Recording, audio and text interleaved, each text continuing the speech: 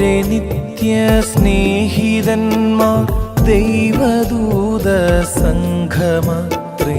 എൻ്റെ നിത്യ സ്നേഹിതന്മാർ ദൈവദൂത സംഘമത്രേ.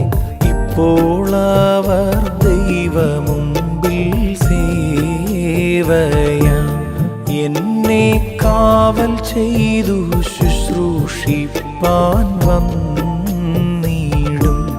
എന്നെ കാവൽ ചെയ്തു ശുശ്രൂഷിപ്പാൻ വന്നിടും.